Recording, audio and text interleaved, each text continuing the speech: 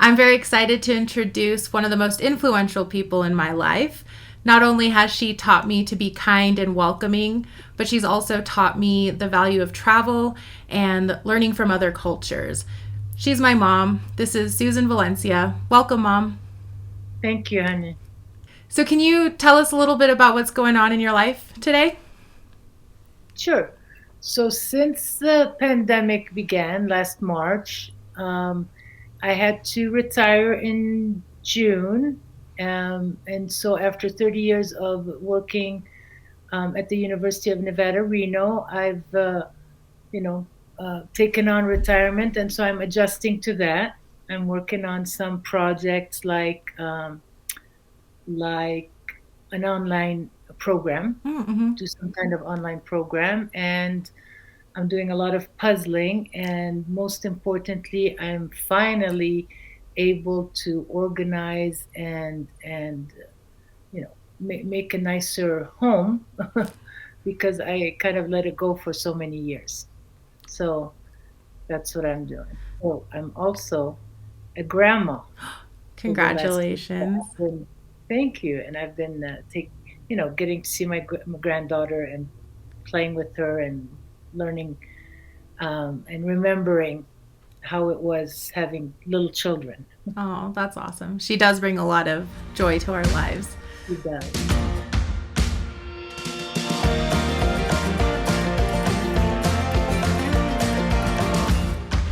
So I wanted to start out today and kind of play a game we've been playing called Rapid Fire.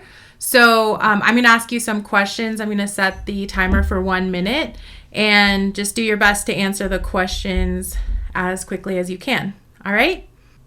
Ready? Yep. Okay. What's your philosophy about work? You must enjoy it. What's the most adventurous thing you've ever done? Marrying a Mexican and moving to Mexico. Where do you want to visit next? Ooh, I'd love to visit Greece. What would your memoir be called? She did it her way. Advice for students studying abroad. Um, enjoy it. You're gonna have good times and bad times, and be prepared. Prepared for the travel, but take every experience and enjoy the moment because it goes by really fast. What's your most memorable trip? Wow, I've had so many, to be honest. I had a wonderful trip with you in Italy. That was fun. I remember when you came to Yeah, visit me. yeah. All right. So let's see. You've got 1, 2, 3, 4, 5, 6. That's really good. Is So, it? um, Do I win anything? you win my appreciation.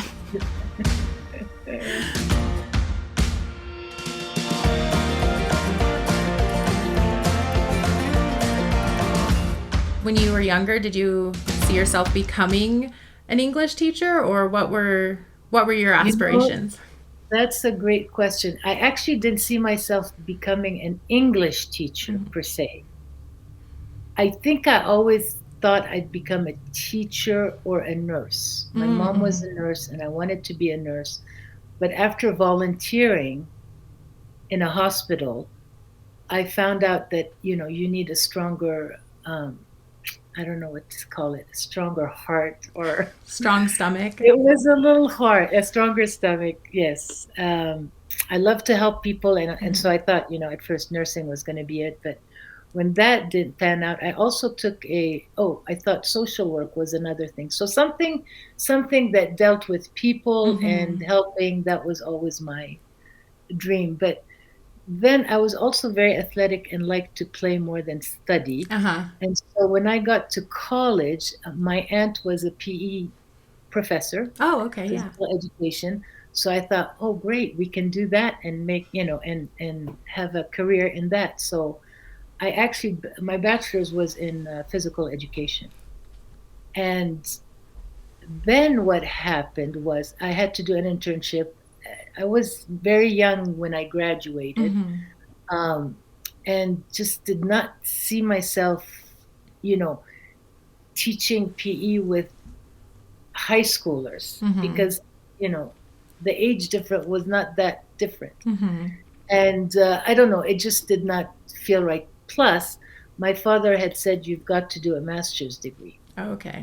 So, in order to do a master's degree in physical education, I would have had to go on to something that had um, science. Oh, yeah. Yeah, no, Science and math. that wasn't going to work. So, I was trying to figure out what should I do? What should I do? It just happened that I was working in the language lab Uh-huh. at Colorado State University, where I got my bachelor's. Mm-hmm. I was working in the language lab, and the director of the language lab was someone that was teaching in the intensive English program at Colorado State University. And so I was talking to her one time, and my dad wants me to do a master's, but psychology, anatomy, and or some kind of science is just not. It's too hard for me Mm-hmm. because I just don't like it, or whatever. Yeah. I just didn't see myself doing that. So she says, well, why don't you do TESOL? And that's really the first time I said, what is that? Mm-hmm. It's the first time I had heard of that. And she says, teaching English as a second language. And with your background in languages and in that language lab, I was always talking to international students and Mm-hmm. helping them find the right tape that they needed to study whatever language that they were studying. So I thought, oh my gosh, that's a good idea. So, so I found out what I needed to get into the TESOL program, and Mm-hmm. I did, and that's how that happened.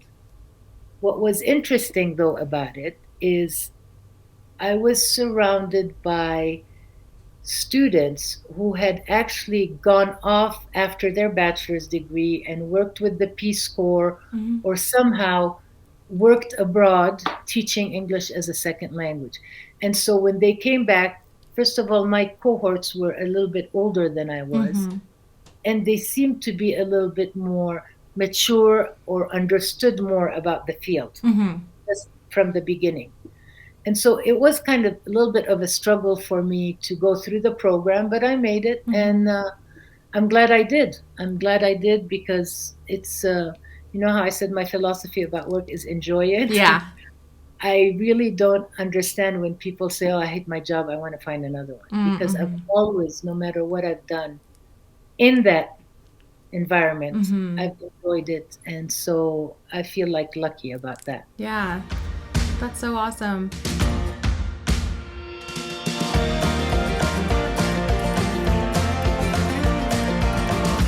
You mentioned that a couple times that you were younger than usual. Can you tell us kind of about your schooling in Lebanon and how, just How how, it came to be. Yeah. yeah.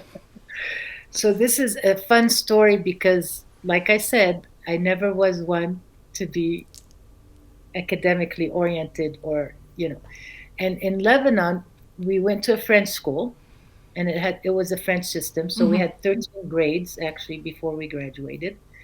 And the last two grades, they have really tough exams Mm-hmm. to go on to college, but I didn't make it to that point. I actually failed. I'm trying to think, it's the sixth grade or the seventh grade. So we count the opposite way. Okay. So, so grade six. So Oh. elementary school, the last year of elementary school Mm-hmm. almost, yeah. I failed that one because I wasn't doing very well in Arabic. Mm. And of course, at the elementary level, when you're failing the whole year. You're Right. not failing just one class, right? Right. Right. So luckily, I had two friends that failed with me. So that wasn't going to be such a hard thing. And I moved on. My dad got me a tutor for the summer, and I Mm-hmm. had to study hard. And, I did well after that for a couple of years. But by the time the war started in 75, Mm-hmm. when we had to come to the United States, by then I was 16, and I still had 3 more years or 4 more years of high school. Mm. because I had missed that one grade, right? Right. Oh, Because yeah, I had yeah. repeated that one grade. So when we came to the States and we went to the high school to Mm-hmm. see where they were going to put me, and they looked at all of the classes that I took and the grades that I got, Mm-hmm. although they were average, Yeah. let's say. Um, they said that all I needed really was American history and government, and that's it, Oh. American history and government to graduate. Mm-hmm. So, what other classes did I want to take? And really, they put me in the 12th grade. Oh, So, wow. suddenly I was 16 and I was going to graduate after 1 year. So, I felt so good because it was like, what the heck? Now I passed like two or three Right. classes in 1 year. So, I was actually 16 going on 17 when I graduated from high school in 1976, Wow. um, June 1976. And I took, of course, PE, a lot Mm-hmm. of PE, and I did take things like I did take a advertising class or marketing class or Mm-hmm. some kind of business class and um, maybe drawing.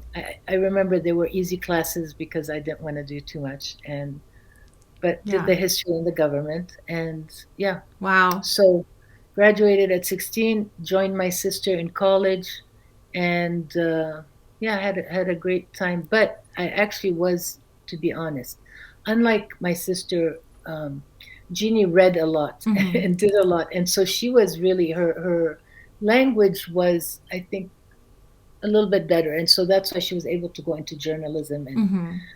I had a really hard time with my writing, with my the poor graduate assistant that taught me writing. I remember him bringing me to his office every time and every day, and you know, trying to explain to me what I needed to do to make Mm-hmm. that writing better. And it was really difficult for me to do that. I mean, it wasn't the spelling; it was just like I was writing like I spoke, in a sense. Mm-hmm. Yeah. And I was using the style of French. Different languages have different styles of writing. Right, right. So yeah, it was difficult, and I finished. And I always, since then, actually, I've always been very shy about or not very confident about my writing skills. Mm-hmm. Um, and I know that reading would have improved a lot of things, but that's also not one of the things I like to do. I like to speak. Yeah. You're very So conversational. yes, Yes. I I learned about writing finally Uh-huh. when I studied to be a TESOL teacher, an Mm. ESL teacher. I finally learned about thesis statements and topic sentences and how to organize, and you're going from A to Z, Mm-hmm. just straight line, so it was kind of interesting. So I did feel a little bit better, but geez, I always thought to myself, I wish I had taken a class like that Mm-hmm. before starting While you were college. younger. Because when Yeah. you came to the US, you didn't have to take English classes because you already spoke English. Is that? Well, I'm not sure why they didn't. Yeah, I think that's yes, but the English that we had was a second language English. Mm-hmm. But second language, this is a cat, this is a dog, and Mm-hmm. all my friends were cheating from me because I could do this. Yeah. It wasn't like very complicated Mm. English that I had. By the time I was in that grade, Right. had I gone even higher, a lot of the students in my class speak English now. I Mm-hmm. mean, when I see them and stuff. Yeah. Right. How many languages do you speak? So I speak English, French, and Arabic, Mm-hmm. and it's because we went to a French Arabic school. English we spoke because that's the only thing my mom spoke. Mm-hmm. So our conversations were in English. But again, it was the everyday stuff. So complications came when we were reading, you know, about, I don't know, history in English. Mm-hmm.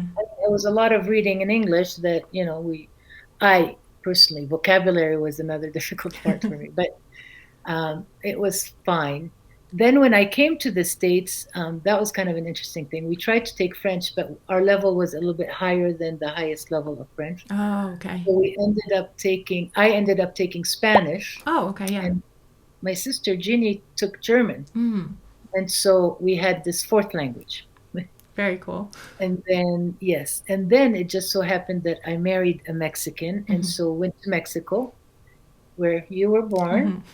And so that's where I actually really learned how to communicate at a better level, at a Mm-hmm. higher level in Spanish. I Yeah. always think it's great to learn a language to be able to go live there for a Mm-hmm. while, and Yeah.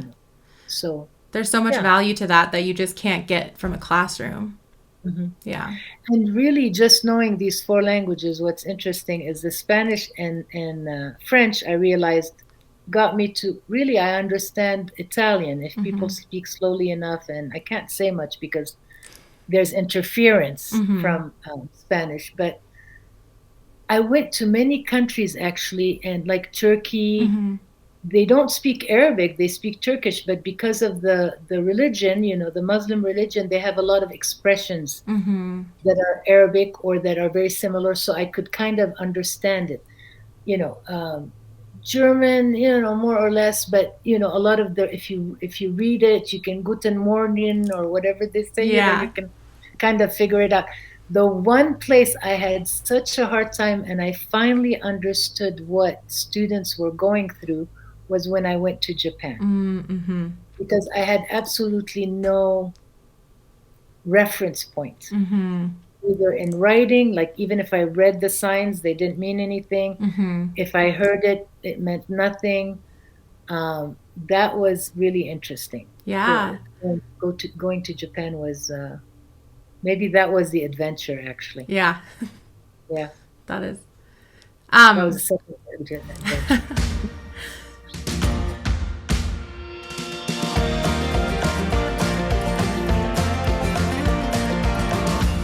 so I wanted to talk a little bit more about when you first came to the U.S. and what that was like at the age of 16. Can you tell me What about was it? it like? Yeah. It was interesting. It was, you know, like in what way? It was very interesting. It was interesting how we took on roles. Again, being the second, I feel like I had it easy. Mm-hmm. Jeannie, I think, took on more of a role of, she had to figure out the monies that my Mm-hmm. parents would send, or, she had to make sure that we came back home on time. But it was very different. And living with grandmother and with my grandmother and my aunt was fantastic, but it was so different. Mm-hmm. So I was mentioning to a friend one time that, my dad, when we wanted to go out in Lebanon, it was this, 10 questions. Where are you going? Who are you going with? When are Mm-hmm. you coming back? Who's going to be there? How are you going to get there? Blah, blah, blah, blah, blah, blah. And the worst part of it is that he knew exactly. I mean, we couldn't say a name without him knowing who these Right. people were, right? Yeah. But we still went through the whole questioning part. In the States, I would tell my grandma, for example, or my aunt actually, can I go to the party at the university, for international students? Mm-hmm. I don't care. Can I come back like at 1 or I don't care. And it's not like she didn't care. Right. Right. I think she felt we're old enough. We know, Yeah. she's giving us and she's never had kids too, by the way. I Right. mean, it was a learning experience for her. So that was kind of interesting because we were like, oh, wow, But I had Jeannie to tell me, no, you're here at 12 midnight. Yeah. Yeah. So it was kind of interesting. The other thing that, I always remember and I'll never forget is my grandma. Grandma Shaki was very German, very Mm-hmm. stoic, very, and she never said yes, no about going out or what time we had to come in or Mm-hmm. anything like that. But she always, like, I remember her kind of waiting for us or for me to come back from wherever I was. Uh-huh. And the minute I came in the door, I'd see her going to her room. She Mm. wouldn't say anything, but she'd go to her room. So I think, she was just happy that I got back and everything was fine. She made sure of that. And then she went back to her room. Right. But she also told my dad that I was coming in late. Oh. So that was kind of an interesting, aspect. But So he knew so even all the way across way the back there, world. yes, yes. Oh, the other difference really that I think I had a hard time with is when we first came to the States. Of course, we had spent most of our years in Lebanon Mm-hmm. growing up. And so our, culturally and emotionally, we were very connected to different languages, Mm-hmm. different ways of doing things, the food, the Mm-hmm. music. Although the music, it was, we heard the Beatles and we heard, it was more like Mm-hmm. French type of music and stuff like that. And so I kind of missed having that connection. So I was trying to make connections with the international students that were from the Middle East. Mm-hmm. But I felt because of the way I looked, Mm. they weren't sure about, what, no. Yeah. So I had to start speaking a little bit of Arabic, and that wasn't my Strongest. strongest. Yeah. But I did fine. I mean, I Mm-hmm. could communicate. But not until then would they, okay, like I'd feel like I was part of that group. Mm-hmm. Um, on the other hand, I didn't really understand the American culture, Mm-hmm. but nobody looked at me as anything but American. Mm-hmm. But I Right. didn't feel it. Does Right. that make sense? Yeah, no, it does. It does. It's kind of a weird thing. So I think I had a little identity, like, well, what am I, or what am I Crisis. doing? And then as the years kind of went along, it was kind of hard to say, do I still say that I'm from Lebanon? Do I not say from? Because again, I don't have a, and yes, some people noticed the accent and knew that I was from somewhere else, but I Mm-hmm. think because it wasn't um, a distinct Lebanese accent Mm-hmm. Mm-hmm. or French accent, or so Right. again, it was very like who knows where she's from or Right. what she does.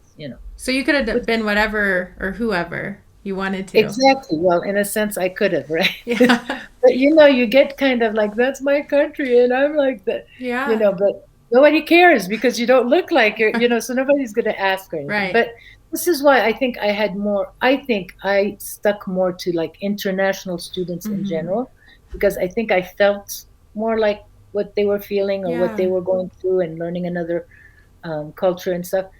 Um, yeah, I mean that was very Yeah. interesting.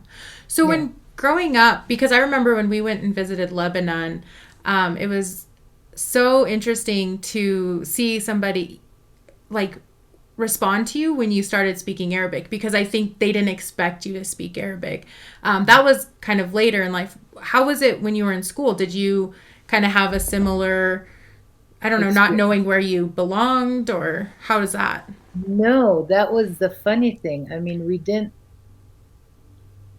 again, Beirut is very cosmopolitan, Mm-hmm. and it was very cosmopolitan. And we had, you know, kids in our school from France, from England. My mom worked at the American University of Beirut. A Mm-hmm. lot of her coworkers coworkers were American, although a lot of her students were. I'm wondering if I got that from her teaching nursing in Beirut. She had all these students from different parts of the world, Mm-hmm. mostly the Middle East, but um, so I don't know. No, we did not feel. We did get looks sometimes, or if we said something in an, like people would be talking about us behind our, in Arabic, let's say, Mm-hmm. and we turn around and say something, and yes, they would be shocked. Mm-hmm. But I don't know why it didn't make me feel like I was different or not Mm-hmm. accepted, or I mean, Well, it maybe because wasn't you grew up in that community, so they knew that that's where right. you were from, and it wasn't. Yeah, yeah. You had already you established those ties. Yeah. I And don't then know. everybody that I knew also, as far as language is concerned, spoke at least two languages, if not Mm-hmm. three, Mm-hmm. you know. So yeah, I mean it was very interesting. Yeah. Yeah.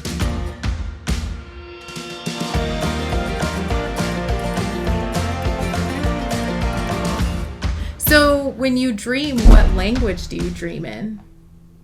That's an interesting question because I really don't know. I don't dream very much. I mean, Okay. I'm sure I dream a lot, but I don't remember my Mm-hmm. dreams.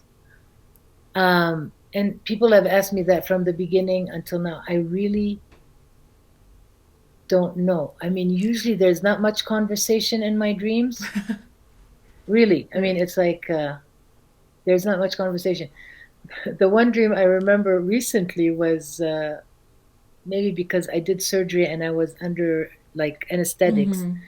but I did dream and it was in English. Mm.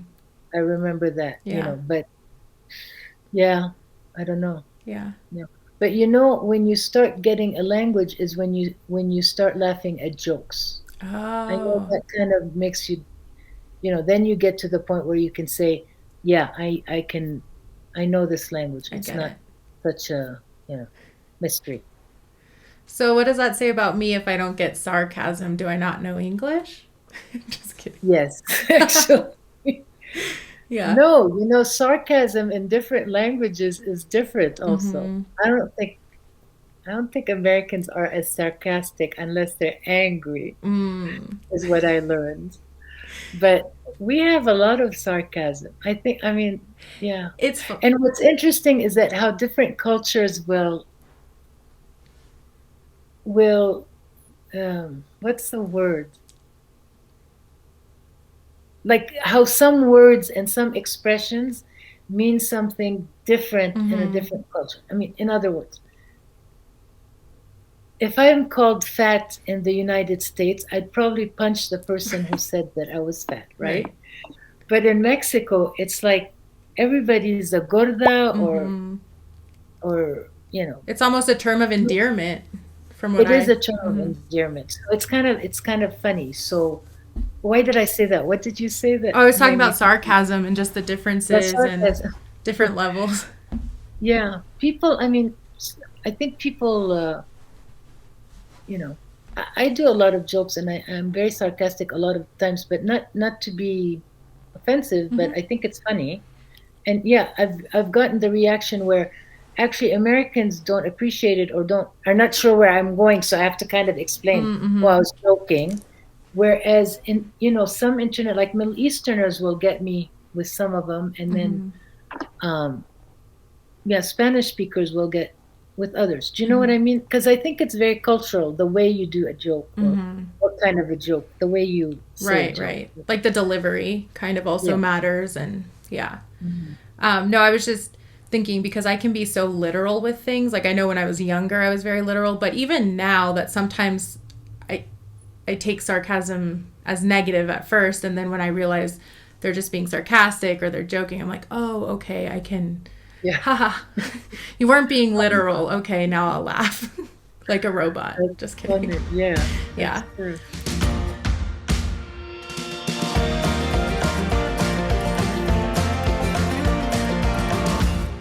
The question of the hour, what are you living forward to? I'm I'm looking forward to having another grandbaby and taking on the role of grandmother, after the pandemic when we can do a little bit more. Yeah. And I'm looking forward to actually your dad retiring so I can travel Yeah. because that's been a lot on my mind. By the way, I've traveled a lot, but I've always traveled not necessarily to visit places and Mm-hmm. things, but to visit people. Uh huh. And so I want to do that again. Yeah. There's lots of people I'd like to see and thank, for taking me Mm-hmm. into their family. And then I'm looking forward to the business working, because Yeah. that would be something different. 30 years doing the same thing and not really risking much, and here I'm doing something totally different. So it would be interesting to see how it goes. So I'm looking Yeah. forward to that, or I'm living forward to that. That's awesome. Yeah.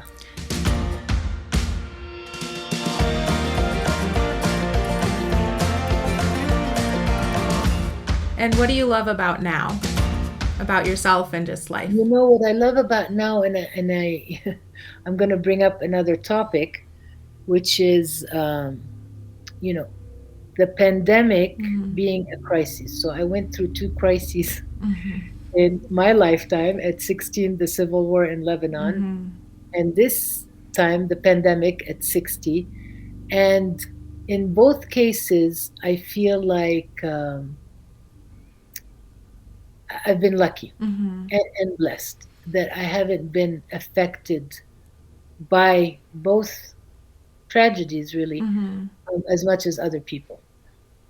Eh, I saw a quote that I thought was really true, and it said, "Crisis in Chinese is written with two characters, Uh-huh. one that means danger and one that means opportunity." Mm-hmm. And so you have to be aware of the danger, but take the opportunity that gives you. And this one, the pandemic, and me having had to retire, Mm-hmm. actually gave me the opportunity to take care of myself Mm-hmm. because I was so involved with the IELC and my job and the students and making sure that everything worked out. Is that I did kind of let myself go a little bit, in the last 2, 3, 4 years. Mm-hmm. And so being at home and thinking and having the time Mm-hmm. to take care of myself, it's been wonderful, actually. Oh, I good. must say. Yeah. Um, a year after, it's like getting a little tough. Right. But I mean, honestly, the first 6 months to 9 months, I was like, no problem, I'll stay at home and I'll do these things. I mean, cleaning the house is another opportunity that I took on, and Right. so it's been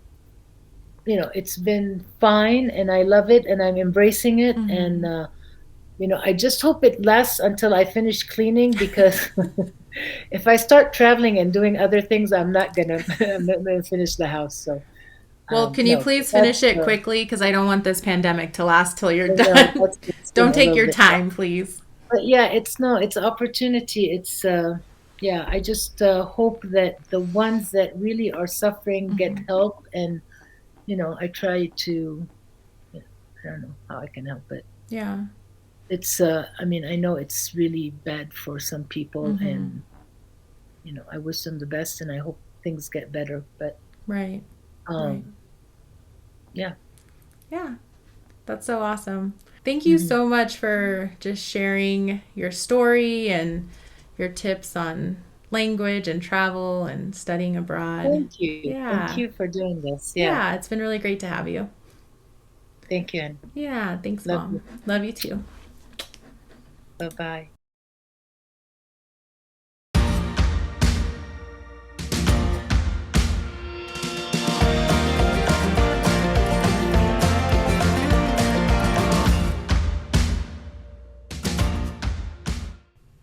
Thanks for watching all the way through to the end. If you're interested in learning more about Susan's business, check out my interview with her on Susan's Language Emporium.